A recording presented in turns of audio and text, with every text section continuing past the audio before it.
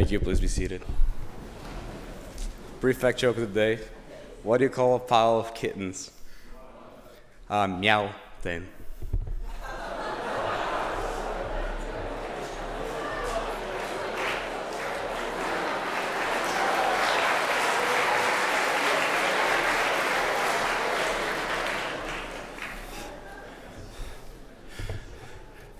Thanks, Guy. Good morning.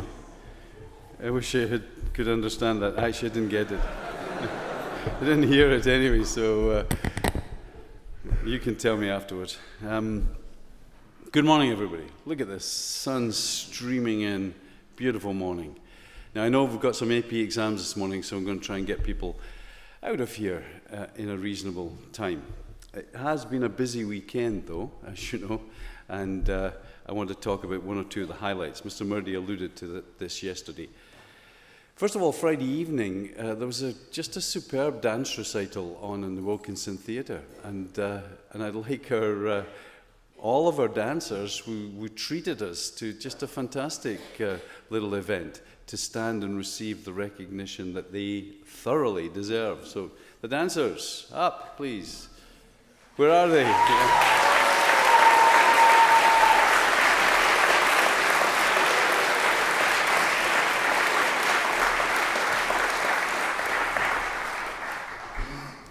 And one or two of them were dashing between boats and the dance floor, which is even more remarkable.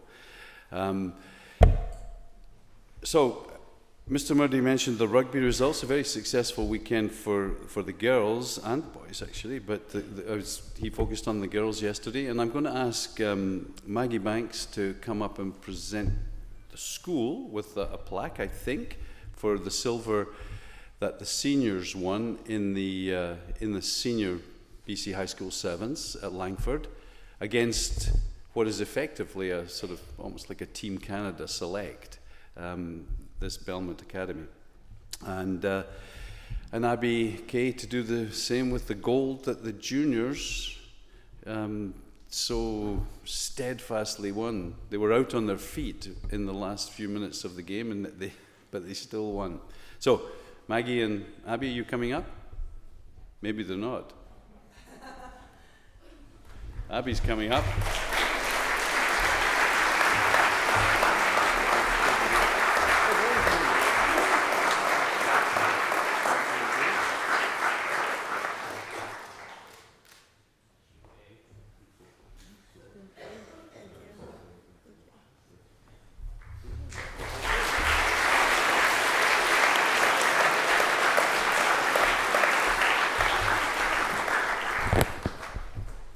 Well done, all of you.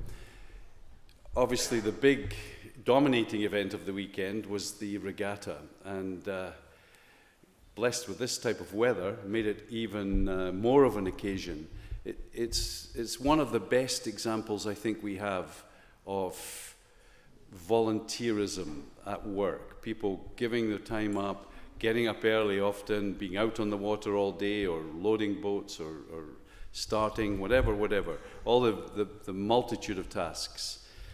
Huge success, this regatta, as Mr. Murdy talked about again yesterday. I'm going to single out some of our successful athletes in just a second, but first of all, just let's have a visual of everybody that was involved in volunteering or competing in some part of that regatta. Stand, please.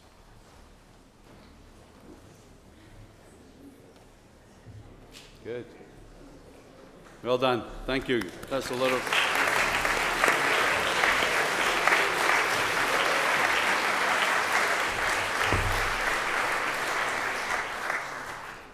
That's a lot of people. Well done. So sometimes our rowers don't get the profile that some of our other sports get just because of the timing of the season. They generally have to put in a long year before they get to their competitive moment in the sun, as it were. So bear with me as I give them a little moment or two in the sun. I'm going to ask these. I'm going to read out these names, and I'm going to ask the different crews to stand because they're all medal winners. Then I'm going to ask the gold medal winners to come up for a photo with us. So If you hold your applause to the end of each crew, please. Thank you. So, bronze medal in the under-19 junior varsity women's 8, and that's under-19. There are a lot of youngsters in this crew. Anna Ketch, Hallie Bryant, Abby Dyer, Phoebe Stobart, Cindy Wang, Erin Oldfield, Elle Lucas, Coco Zuber, and the Coxie Kylie Kim. Stand, please. Thank you. Well done.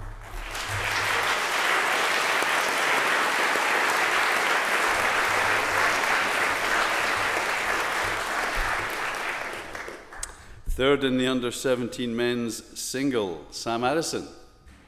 Yeah. Sam.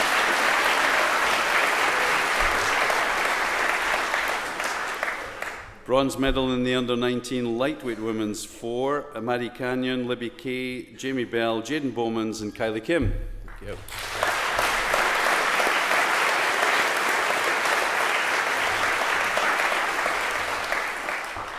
Silver medal in the under-19 women's pair, Hannah Narrowe and Claudia Norris.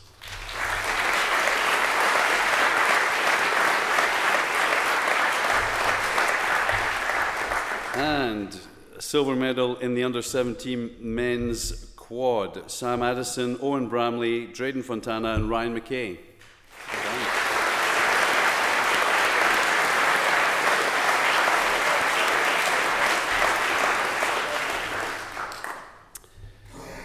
Silver medal in the under-19 lightweight women's coxed 4, Megan Gilmore, Selena Lee, Candice Liu, Maya Vanderheide, and Olivia Brigden.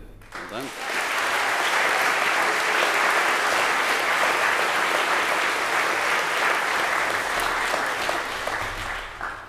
And silver medal in the under-15 men's double, Gunnar Platt and Gregory Hall. Well done, you two.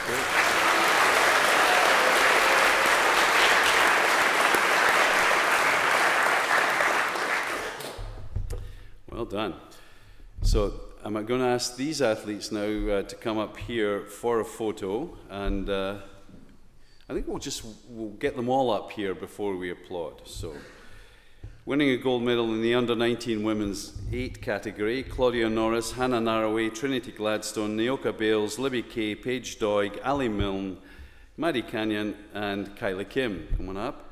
And in the under-17 women's 8, gold medal to Alexi Fulton, Georgia Hall, Michaela Brennan, Nicole Levin, Candice Liu, Maya Vanderheide, Selena Lee, Megan Gilmore, and Olivia Brigden.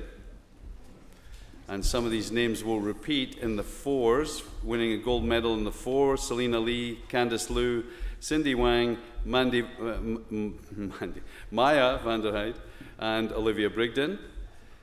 Novice women's double gold medalists Alexi Fulton and Megan Gilmore, who beat the second place crew by 12 seconds. 12 seconds, that's a long way. And under 17 women's coxed 4, Nicole Levin, Michaela Brennan, Georgia Hall, Alexi Fulton, and Olivia Brigden. So are they all up? You're all up? Okay. So there are our gold medalists in a very successful regatta.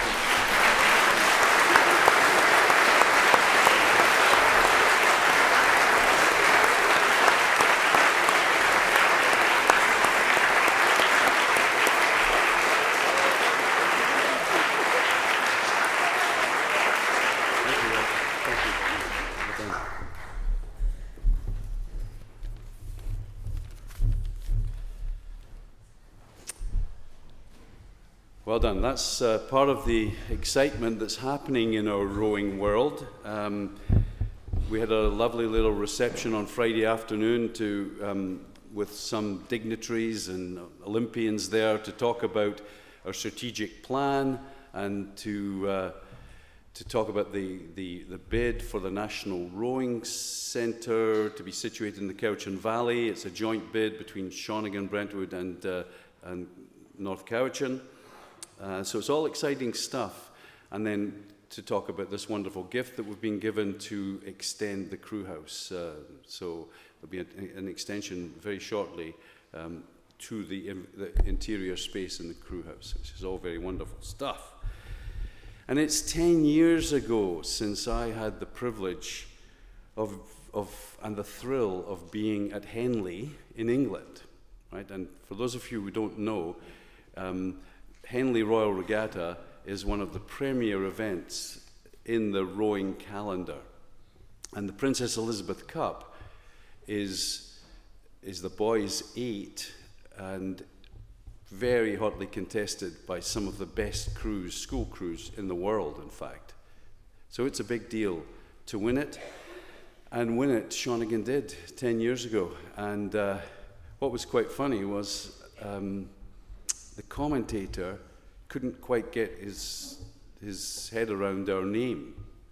So, of course, he called us what often people call us. What did he call us? He called us Shawinigan, the Shawinigan Lake crew, which was very appropriate because at Henley, they're head-to-head races on the Thames, and so you're racing against another crew, and we led from the start in every single race that we had, and we won every single one of them. So we were Shaw win again. Okay, I'm trying. Come on, work with me here.